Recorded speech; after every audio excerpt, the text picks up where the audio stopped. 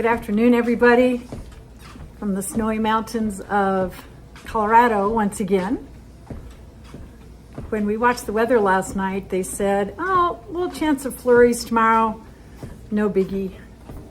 And no weather warnings came into our phones or computers, so I got a warning at 7 a.m. this morning. Winter weather warning. And I thought, what? And it said winds 45 to 50. And we live south of Denver, so we were going to get 4 to 5 inches of snow, but the wind gusts are what's a big deal down here because they'll blow just a little bit of snow across the highway. I remember a few years ago we had a snowstorm. I don't know, I want to say maybe it was a foot or so, maybe a little more, but you couldn't get out on the roads because the wind was so high. We literally, and I'm not exaggerating, had 9-foot drifts. And we had sheriff's warnings and things like that. Do not travel. If you get stuck, nobody's coming to help you. So a couple days after that storm, we were driving into town, and as those huge drifts were starting to melt, it revealed cars underneath that you couldn't even see. And so as the snowplows were trying to get by those vehicles, some of them, I don't know, I imagine probably got some damage from the snowplow because you couldn't even see them. They were buried in snow, and some of these cars were literally stuck in the lane on the road, not off the side. So it's the winds that are the issue. So hoping things settle down a little bit, and it looks like the wind is still going on, but not quite as heavy snowfall. The fog was really bad this morning. It is somewhat better because in a little bit we need to drive an hour to pick up our granddaughter from school and get her home. So anyway, life is just full of adventures. And we're thankful our heat's working and we have a roof over our head because some people do not. Before we leave today, I wanted to just get on my treadmill, so I don't know how much noise this is going to pick up, and hopefully it's not too distracting. But it was either do a video or get on the treadmill, and I haven't done my exercise for a couple days, and I thought maybe I'll do both at the same time. So I'm going to try this, so hopefully all is good. So just quickly, I wanted to address something today that I think is really important. A lot of people I know are kind of afraid to do this, so they don't do it. And I think it's something, especially any age. I think someone going to physicians of any age, but especially as we age and, we need more and more maintenance. I was so healthy for most of my life, and then in the 60s, late 60s, things started happening, which I'll go into another day. But something I want to really encourage you to do, if you haven't already, is get signed up on your physician's patient portal online. Now, I have some physicians in different specialties that I'm working with on a regular basis. And what's really nice is each portal company, each health system has its own portal company. There's different ones out there. And so I've got 3 physicians of different specialties that work in different health systems. And my main portal has been able to consolidate those and put them all on one, so I don't have to sign into 3 different ones. I do have a couple outlier physicians that still are kind of in the early stages of getting their portals up and running, and I have to go to theirs separately. But if you're not exactly sure what a portal is, and I know most of you do, but just for maybe 1 or 2 that don't, It's an online way that you can access your physician. You can leave messages for your doctor, for your nurse. You can order refills. You can make or cancel appointments on there. But one of the features that I love is the test results portion of the portal. Now, this is something, even if you have no medical background at all, as a nurse, I encourage everyone to get on their portal, get familiar with it, and you can just do so much on there. But as soon as I get imaging or lab work or x-rays, anything like that, it shows up on my portal pretty rapidly. You know how you used to have to wait a day or 2 or 3 for the doctor or the nurse to call you back with test results. So I usually have my test results before I even hear back from my physician or their staff. So what I would like you to do is go in there, look at your test results, print them up, and keep a little file box of some kind with your records if you don't already, and I know many of you already have that, so please don't misunderstand. This is for people who don't do that. I'm just encouraging you to do that. And then what I've done is I have a tab for GI, I have a tab for cardiology, I have other tabs, and I also have an imaging tab. So you can divide it up however works good for you, but I keep copies of those test results in there, and I get them very early. The other day I had an MRI, and I had those results within 2 hours in my portal, which is just unheard of. The reason I'm such a fan of getting on there and looking at your test results and your imaging, even if you don't know what these medical terms are, look at your lab results, get familiar with what's normal, what's not normal. And if you don't know what something is, look it up. There's a wealth of information out there online. You can look up, what all your lab results are and kind of normal ranges. Now, each lab will have a little bit of a different normal range, but they're all pretty close. So whatever you find out online, most likely is going to be pretty close to, what is the normal range for something. Also on your imaging, you don't have to look at the image. Sometimes those are available and sometimes they're not. But you're definitely going to get the written report from the radiologist that read your CT or MRI or X-ray or whatever you had. Biopsies, all these things. You can read the impression, and then you can read what each organ looked like in that imaging that was in the view. And there again, look up something. If you see a word you don't understand, look it up and get educated, because in the days that we live, in which we live, you kind of need to be your own health general contractor, as I call it. I remember back in the day, and I know most of you do too if you're a baby boomer, that you'd have a GP, and if they did send you to a specialist, which was rare, the GP would just handle everything and do all the communication for you. Well, not so today.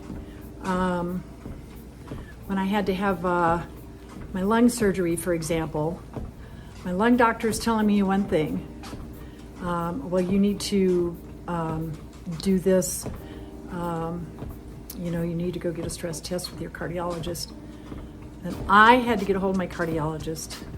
I had another issue between my GI doc and my cardiologist.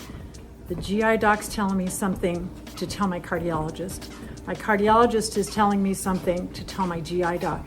It was ridiculous. I'm like, hey, I'm supposed to be the patient here. Can you guys just talk and make a decision and then let me know and, keep me in the loop, definitely.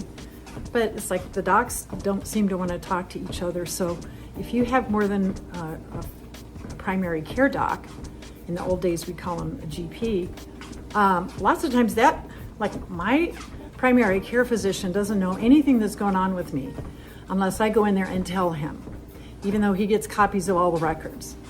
But doctors are just so overworked and so overwhelmed nowadays that they can't keep track, and everything now has a specialty, not only in medicine, but in all other fields. Everybody's got a specialty, and the two entities you're dealing with, or three or four, don't seem to communicate. That's up to you now. So you need to get educated. We don't have to like it, although we should be educated about our body, right? We live in it. I am really surprised as a nurse how people really don't know anything, and they won't ask the doctor questions. If the doctor puts them on a medication, okay. I have people in my family like that. It's like, okay. And I'm like, you gotta ask questions. You gotta ask why. What is this for? Why are you putting me on this? What are potential side effects I should know about? I've been put on medications that interact terribly with other meds because the doctor from this specialty prescribed something that doesn't play well with something the doctor from this specialty put me on. And guess who had to find that out? I did. Because I looked at drug interactions online before I took anything. The pharmacy didn't even catch it. This has happened more than once. So just don't count on others to be looking out for your best medical interests. You have to do that. You and the great physician have to be in charge of that. And for your family, if you're a mom or dad, and you have younger kids or even older kids. I'm always out there vigilant, I try not to get too much in their lives, but I'm still their mom. And,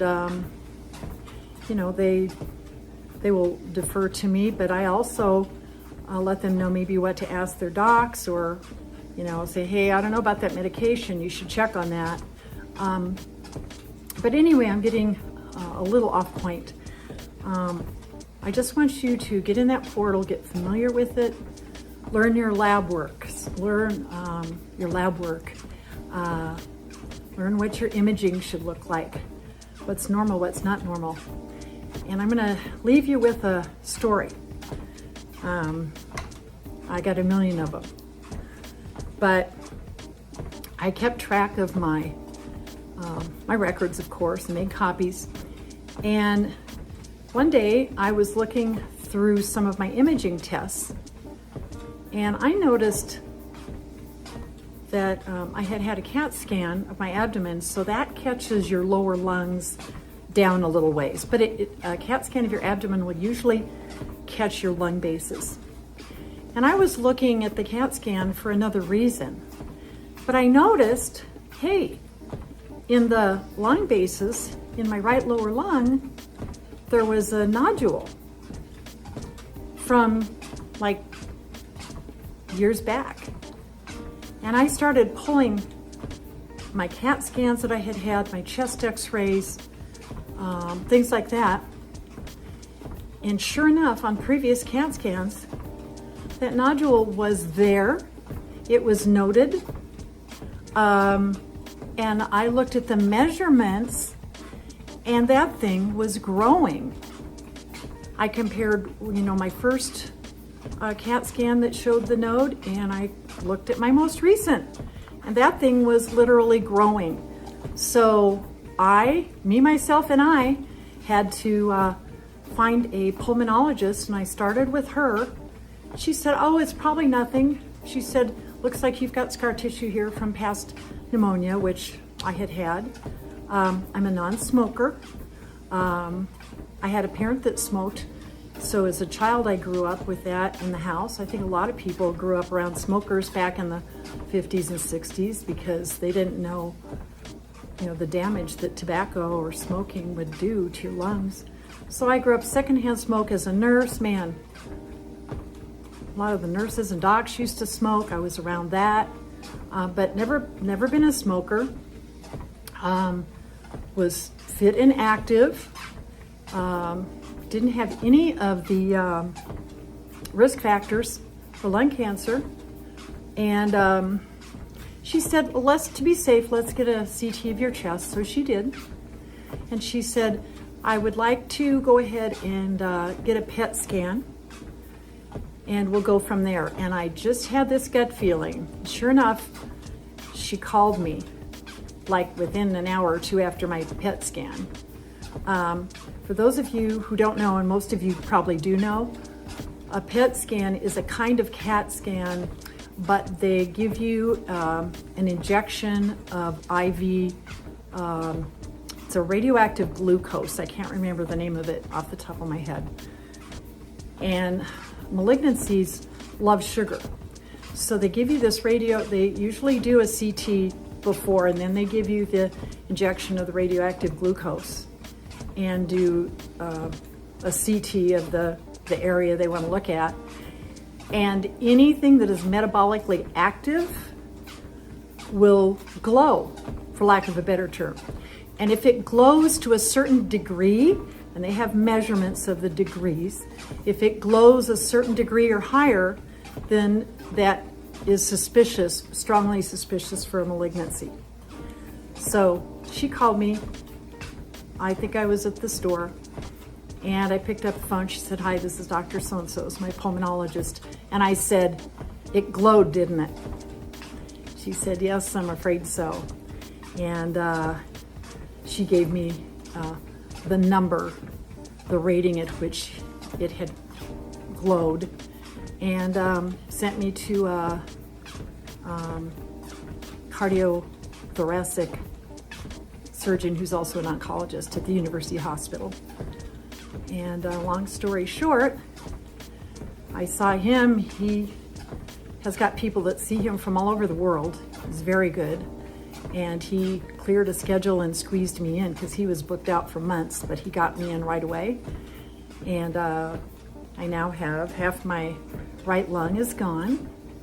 They did it with this wonderful, fancy, schmancy Da Vinci robot. But anyway, if I had not been looking at my test results, guys, in the portal, just looking over them, and noticed that nodule and noticed it was growing, and then taken myself to a physician, I wasn't really having any major symptoms. I could have gone a long time, and they caught it at stage 1. Thank you, Lord. So right now I just have to have CT surveillance every few months.